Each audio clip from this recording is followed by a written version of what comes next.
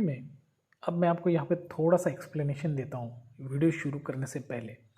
देखिए, जो 1 मिनट में जिस तरीके से हम कैंडल्स देखते हैं, अगर हम 15 मिनट में भी उसी सेम तरीके से कैंडल्स देखें तो हम कल के लिए ट्रेंड यहाँ पे भी अच्छा खासा ढूंढ सकते हैं। किस तरीके से देखिए, अब यहाँ पे देखिए, यहाँ से यहाँ तक सप्लाई हुआ, फिर डिमांड आई, डिमांड के बाद अब इस लेवल को इसने ब्रेक नहीं किया, यहीं से ऊपर गया, फिर यहाँ पे आया इस तरीके से। अब इस लेवल को ब्रेक नहीं किया, तो अभी निफ्टी में क्या चल रहा है, डिमांड जारी है। ठीक है, यहाँ पे आपको सीधे सीधे क्या दिख रहा है कि डिमांड जारी है। देखिए, यहाँ से फिर यहाँ अब इस लेवल को ब्रेक नहीं किया है, तो अभी निफ्टी में डिमांड जारी है।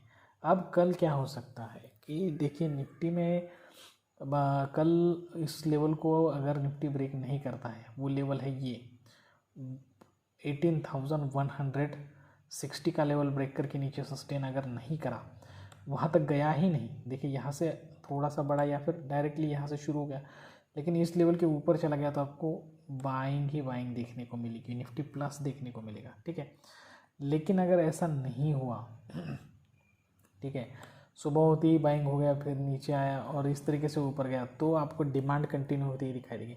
लेकिन ऐसा नहीं हुआ और निफ्टी गैप डाउन या फिर किसी सिचुएशन में आया और उसने इस लेवल को ब्रेक कर दिया और दोबारा वो लेवल ब्रेक करके ऊपर नहीं आ पाया, 18,160 का ऊपर नहीं आ पाया, यहीं पे क्लोज दे दिया या फिर यहाँ से रिटर्न इस तरह के क्लोज दिया, तो निफ्टी में समझ लिया कि यहाँ से थोड़े दिन और 2-4 दिनों के लिए सप्लाई लेवल शुरू हो गए। तो ये इस तरीके से आपको ट्रेंड ढूंढना होता है। ठीक है, इस तरीके से अगर आप ट्रेंड ढूंढोगे ना, तो आपको बहुत आसानी होगी यहाँ पे कि ट्रेडिंग करने में। ठीक है, अब वीडियो में हम आज देखने वाले हैं कि किस तरीके से आज 1 मिनट में देखेंगे कि किस तरीके से डिमांड और सप्लाई की मदद से हम ट्रेड ले सकते हैं। फिर देखेंगे सपोर्ट रेजिस्टेंस निकाल के देखेंगे कि कहाँ पे हमारे लिए एक अच्छे ट्रेड बन सकता है। ठीक है, और साइकोलॉजी लेवल पे समझे कि कल निफ्टी में क्या हो सकता है। तो दोस्तों, मैं हूँ श्रीशैल और आप सभी का स्वागत करता हूँ आपके अपने YouTube channel trade with attitude में। दोस्तों देखिए, यहाँ पे अब पहले हम चलते हैं 1 मिनट में। देखिए, अगर आपको ये मैं जो बता रहा हूँ समझ में नहीं आ रहा है, ठीक है, तो हर रोज़ वीडियो देखिए, धीरे धीरे आपके सारे डाउट्स क्लियर होंगे, 101% होंगे। ठीक है,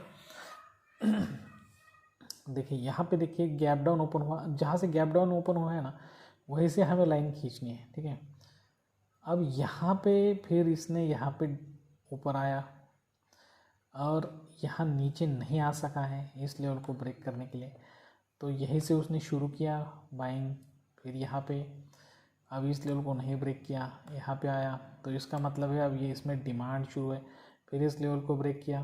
ठीक है, अब इस लेवल के नीचे नहीं आ सका है, तो वहाँ पे गया। अब देखिए, इस लेवल को इसने यहाँ पे ब्रेक करने की कोशिश की, लेकिन नहीं हुआ ब्रेक। ठीक है, यहाँ पे थोड़ा सा नीचे आया, लेकिन जब तक ये इस लेवल को ब्रेक नहीं करेगा और जब तक ये इसके ऊपर नहीं जाएगा, तब तक यहाँ पे कंसोलिडेशन होगा।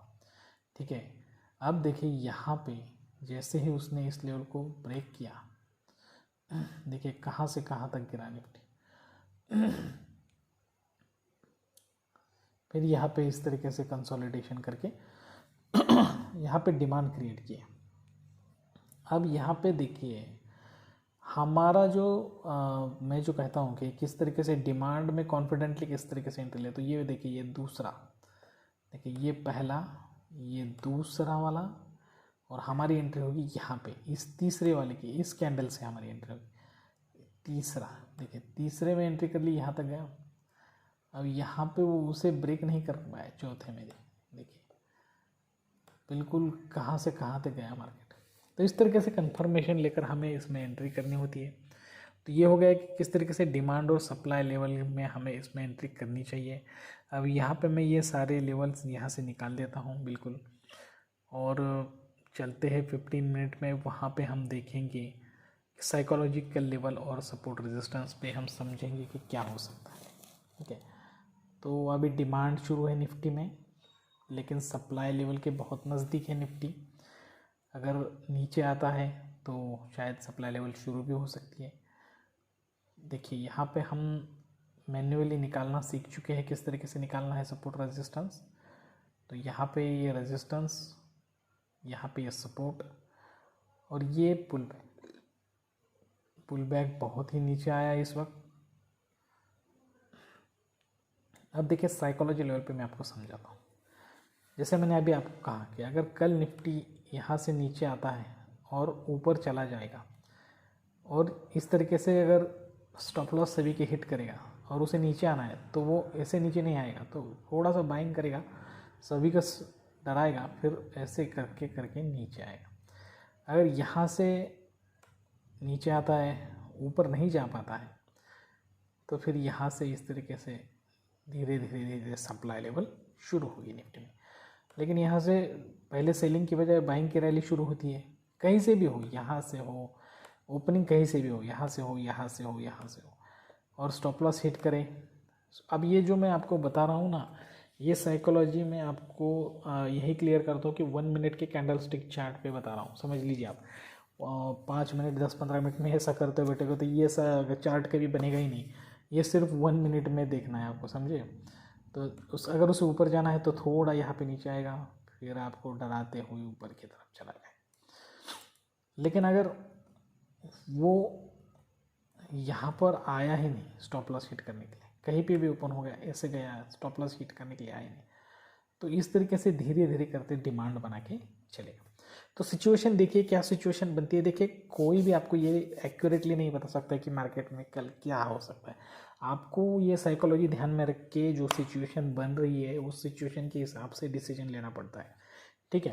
तो यहाँ पे मैंने बता दिया कि साइकोलॉजी लेवल पे निफ्टी में क्या हो सकता है। अब यहाँ पे जो सपोर्ट रेजिस्टेंस है 18,240 का रेजिस्टेंस है यहाँ पे, और नीचे जो सपोर्ट है वो है 18,160 का। अगर कल बैंक निफ्टी 18,160 के नीचे जाके सस्टेन करेगा और 18,160 को मतलब नीचे के लेवल को ब्रेक नहीं करके ऊपर नहीं आ सका तो सप्लाई शुरू हो गई बैंक निफ्टी में।